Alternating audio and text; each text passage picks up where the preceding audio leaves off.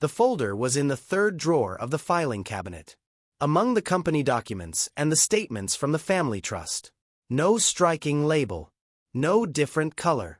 Just an ordinary manila folder with a white adhesive label where someone had written, in blue ink and small, neat handwriting, Andrés Villanueva M. Andrés Villanueva Mora. That was his name. Andrés closed the folder without opening it. He put it back exactly where it had been. He remained sitting for 30 seconds looking at the open drawer. Then he closed the drawer. He turned on the computer. He reviewed the previous month's financial statements. He made 3 notes in his notebook. And he said nothing to anyone about the folder for 4 days. Andrés Villanueva Mora was 39 years old and had a 6-month contract to manage the estate of businessman Héctor Salinas Fuentes, who had died 2 months earlier from a heart attack while reading the newspaper in his study. The assignment came through his firm. Standard estate advisory work. Inventory of assets, closing accounts, trust distribution, coordination with the family's attorneys. 6 months. Agreed fee. No anticipated complications. What was not standard was that Andrés knew the name Héctor Salinas Fuentes. Not personally. He knew it in the kind of way one knows someone who briefly appeared at a moment in your life and then disappeared without either of you consciously deciding it. 12 years earlier, Andrés had worked at a logistics company that went bankrupt in less than 2 years for reasons that he had clearly documented in 3 memoranda that nobody read. When the company closed, Andrés was 27 years old, burdened with graduate school debt, and certain that he had learned more from that failure than from everything he had studied before. What he did not know was that an outside investor who had lost money in that company, a man he had never met in person and whose name he had only seen in investment reports, had requested, before withdrawing from the legal process, a copy of the internal financial analysis. That analysis had been written by Andrés. The investor was Héctor Salinas Fuentes. Andrés lived in a 2-bedroom apartment with his 9-year-old daughter, Valentina. Valentina had her mother's dark hair and her father's organizational habits, something anyone who had seen both of them working simultaneously at the kitchen table would recognize immediately. Valentina's mother had left when Valentina was 3 years old. Not with drama or betrayal, simply with the difficult honesty of someone who recognized that she was not the person the situation required and preferred to say so before the damage became greater. Andrés had understood it with time. With a great deal of time. Valentina asked about her occasionally, with the pragmatic calm of a girl who had grown up knowing that some questions do not have neat answers and that this does not mean the question is wrong. What Andrés had given Valentina, instead of neat answers, was complete presence. Not heroic. Not sacrificial. Just present. In the mornings before school, in the afternoons of homework, on weekends of grocery shopping and movies and long conversations about things that seemed urgent to Valentina and usually were. He was the kind of father who knew exactly how Valentina held her pencil when she was inventing something versus when she was copying something. They were different. The Salinas office occupied the 2nd floor of a house in Colonia Polanco that had been the family residence until the only daughter, Daniela Salinas, moved into her own apartment 6 years earlier. Daniela was 32 years old and had been running the innovation division of the family company since her father began delegating responsibilities 3 years before his death. She was the smartest person in any meeting she attended and had known that long enough that she no longer needed to prove it. What Andrés noticed in the first formal meeting, when she presented him with the initial inventory, the attorney's contacts, and access to the 2nd floor office, was that Daniela Salinas had the specific posture of someone who had been carrying something heavy for long enough that she no longer noticed it. He did not say it. It was not his place to say it. They signed the contract. She gave him the office keys. And Andrés began to work. Héctor Salinas's office was the kind of space that reveals a person more accurately than any conversation. The walls held books, not decorative books, books that had been used. With notes in the margins and folded pages, and some with spines so worn open that they no longer closed completely. There were photographs on the desk, Daniela at different ages, a group of men in what appeared to be a company celebration from the 1990s, a black and white photograph of a young woman who, judging by the features, must have been Héctor's wife, who had died when Daniela was 12 years old. And there were filing cabinets. 4 metal filing cabinets against the north wall, organized with the precision of someone who trusted systems more than memory. Andrés started with the first one. It was in the third filing cabinet that he found the folder. 4 days after finding it, Andrés returned to the drawer. He took it out. He placed it on Héctor Salinas's desk, as if the act of placing it on the familiar would might somehow provide information about whether he should open it. It did not. He opened it. Inside were 5 documents. The first was a photocopy of the financial analysis that Andrés had written 12 years earlier about the logistics company. It had been marked, not with correction pen, but with signs of careful reading. Underlines. Notes in the margins written in small handwriting. The longest note was next to the conclusions section. It said, "Correct on every point." This man saw what the founders did not want to see. Track him down. The second document was a clipping from a business publication from 10 years earlier. It was a brief article about an estate advisory firm that had successfully completed a complex restructuring. Andrés's name appeared in the third paragraph as one of the principal analysts. Héctor had underlined it. The third was a printed copy of an email. The header showed that Héctor had written to someone in his company's human resources department 7 years earlier. The body said, "Investigate whether Andrés Villanueva Mora would be available for a consulting project. Discreetly." The reply, attached below, said that the person contacted had changed companies and that they did not have updated contact information. The fourth was another clipping, this one more recent, from 3 years earlier. It was a mention of Andrés on a list of the city's most recognized estate advisors in a specialized publication. Héctor had written in the margin, with the same blue pen used on the label, "I finally found him." The fifth document was a blank sheet of paper with a single handwritten line. "When the time comes, let it be him who manages this." Andrés read the 5 documents twice. Then he put them back in order. He put them back in the folder. He closed the folder. He remained seated at a dead man's desk for 10 minutes without doing anything in particular. Outside, Colonia Polanco continued being Colonia Polanco. The sound of a truck. The voice of someone on the street. The ordinary noise of a city that knew nothing about what had just happened on the second floor of a brick house.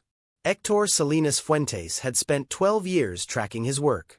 He had tried to contact him 7 years earlier and had been unable to. He had found him 3 years earlier. And at some point before he died, without Andrés knowing it, without anyone telling him, he had made the decision that if something happened to him, Andrés would be the one to take charge. The contract Andrés had signed was not standard work. It was the end of a 12-year plan that a man did not live long enough to complete. Andrés called Daniela that afternoon. "I need to speak with you about something I found in your father's office. It isn't urgent in terms of the estate, but I think you should know about it." Daniela arrived 20 minutes later. Andrés placed the folder on the desk without saying anything. She looked at it. She saw her own last name on the label. No, it wasn't her last name. It was his. "Is this yours?" she asked. "Yes." Daniela opened the folder. She read the first document, then the second. When she reached the third, the email from 7 years earlier, she stopped. "He tried to contact you 7 years ago." "It appears so." Daniela looked up. "Did you know him?" "My father." "No. I never met him. I only knew his name from investment reports from a company where I worked. A company that went bankrupt. The logistics company." Andrés looked at her. "You know about it?" "My father talked about that analysis. He said it was the most honest document he had read in 20 years of investing. That the man who wrote it had been the only person in the room who told the truth." She paused. "I didn't know it was you." They spent the next hour in Héctor's office, the two of them seated across from the desk, the folder between them. Daniela spoke about her father with the specific honesty of someone who has had time to think about a person since they were gone. "He was meticulous," she said. "Not in the sense of being a perfectionist. In the sense that, for him, every decision had to be completely supported. He didn't invest in businesses. He invested in people." A pause. "And when he found someone who seemed to think honestly, he didn't let go easily." "And he never mentioned my name directly?" "No. But now I understand some things I didn't understand before." Daniela looked at the final sheet in the folder, the handwritten line. Do you know why he chose this office as the place where he would keep it?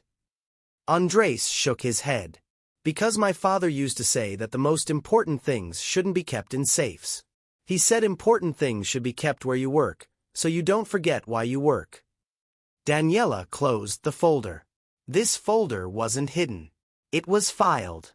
Like any other work document. Except it was the most important one. Andrés did not respond immediately. Then he said, why didn't he complete it? If he found me 3 years ago. Because I asked him to wait. Daniela looked directly at him. 3 years ago, I told him that if we were going to bring in an outside person to manage the family estate, I needed it to happen at the right moment. That he should wait until I was ready for that process. She paused. He waited. And he died waiting? Daniela did not answer immediately. He died of a heart attack. Reading the newspaper. A pause. The doctor said it was quick. That he probably didn't suffer. Silence. I'm sorry, Andrés said. Thank you. She said it with the naturalness of someone who had received that comfort many times and had learned to distinguish when it came from a genuine place. This one did. Can I ask you something? Yes. The analysis you wrote, the one about the logistics company, did it cost you anything to write it? Andrés thought about it. It cost me my job when the CEO saw it. And it cost me the recommendation of 2 people who thought I had been disloyal. But it didn't cost me to write it. That has always been the easiest part. Daniela nodded. My father always said that honesty is cheap for people who have the right character and incredibly expensive for people who don't. That's why it was so easy to identify who you were. Valentina knew something had happened when Andrés came home that afternoon. She didn't say anything immediately. She waited until dinner. When Andrés had spent 10 minutes eating in more silence than usual, Valentina said, "Did you find something at work?" "Yes. Bad." "No. Strange. But not bad." Valentina considered this while finishing her glass of water. Strange like when you found Grandma's photograph in the moving box, or strange like when the principal called to tell you they had given me the science award? Andrés looked at her. Which one made me quieter? Valentina thought about it. The grandma one. But the award one made you happy and quiet at the same time. Then it's more like the award. Valentina nodded, satisfied with the classification. Are you going to tell me? When I can put it in order properly. Okay, said Valentina, and returned to her homework with the pragmatic confidence of someone who knows that things are told when they're ready. The following weeks had the texture of 2 people getting to know each other in ways they had not anticipated. Andrés arrived at the office 3 days a week. Daniela stopped by occasionally. Not always, not in a scheduled way, but in the way one stops by a place that has begun to feel different. They did not talk about the folder every day. But the folder had changed the nature of every conversation. Before the folder, they were client and consultant. After the folder, they were 2 people who shared the knowledge of something no contract had anticipated. One Tuesday, Daniela arrived at the office with company documents to review an asset matter with Andrés. She sat down across from the desk, opened the document folder, and spent 15 minutes unable to begin. Andrés did not ask what was wrong. He brought her a coffee. He sat down on the other side of the desk. He opened his own notebook. When you're ready, he said. Daniela looked at him. How do you do that? Do what? Wait without making it feel like pressure. Andrés thought of Valentina. Of all the times something could not be said yet and had to wait without the waiting feeling like a push. Because I learned that the things that matter don't arrive faster if you pressure them. They arrive when they're ready. Daniela looked at the coffee. My father used to say something similar, but I never knew how to apply it. To what? To almost everything. A pause. I'm very good at anticipating problems. Very good at moving before something goes wrong. But waiting for something to arrive on its own. She made a small gesture that was more honest than any words. That's the hardest part, Andrés said. For you too. For everyone. Some people just hide it better. Daniela looked at the desk, her father's desk, which Andrés had been using these months with the specific care of someone who knows that what holds more than a surface. Can I ask you something personal? Yes. What is it like raising a daughter alone? Andrés did not answer immediately. Not because the question made him uncomfortable, but because he wanted to answer it well. It's the hardest thing and the clearest thing I've ever done. Hard because there is no margin for error that doesn't have real consequences. Clear because every decision has a right answer if you ask yourself what matters. And what matters? That she knows there is someone whose first priority is her. Not as a sacrifice. As a choice. Daniela looked at him for a moment. My father was like that, she said. After my mother died, he spent years being that for me. The first priority, without it seeming like a sacrifice. And did you learn from that? I learned how to manage companies. I learned how to make difficult decisions. I didn't learn. She stopped. What? How to let someone be the first priority in return. The contract ended in week 24. The estate was organized. The trusts closed. The assets distributed according to Hector's instructions. The work was finished. Andrés put his things into the backpack he always brought to the office.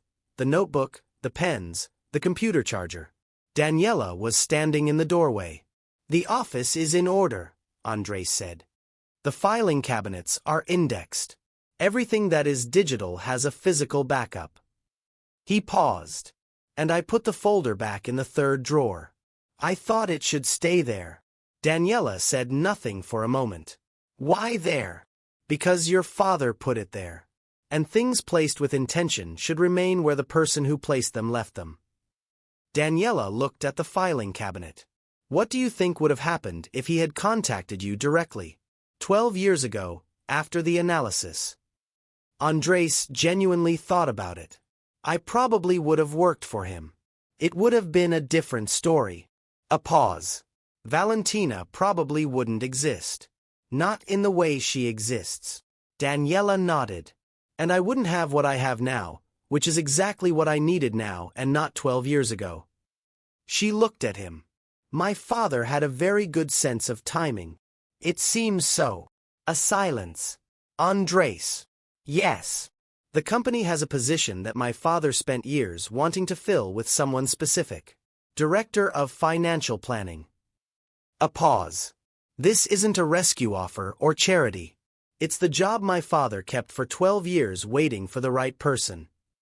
Andrés looked around the office. The wooden desk, the books with their open spines, the photograph of the young woman in black and white. When do you need an answer? When you're ready, Daniela said. And Andrés recognized the phrase, the same one he had said to her weeks earlier, now returned with the added weight of someone who had learned it and decided to use it. He smiled. The first completely unguarded smile of the entire time they had spent in that office. I'll give you the answer tomorrow. Daniela nodded. Good. That night, Andrés told Valentina everything. The logistics company from 12 years earlier. The analysis he had written. The man he never met who had spent 12 years following his work. The folder with his name on it. The note with the single line.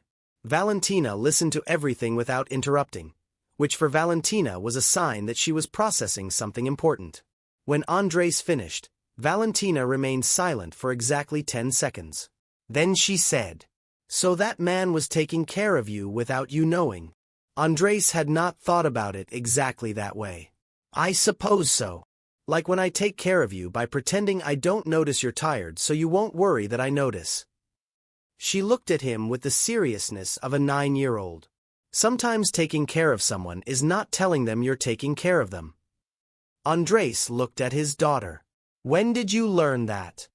From you, Valentina said. And she picked up her book and continued reading as if she had just said something perfectly ordinary. The next day, Andrés accepted the job. And in the third drawer of the filing cabinet in Colonia Polanco, a manila folder with a white label and blue ink remained exactly where Hector Salinas Fuentes had placed it. Not as a secret. as a starting point that had finally arrived where it had always been going to arrive. It just took 12 years.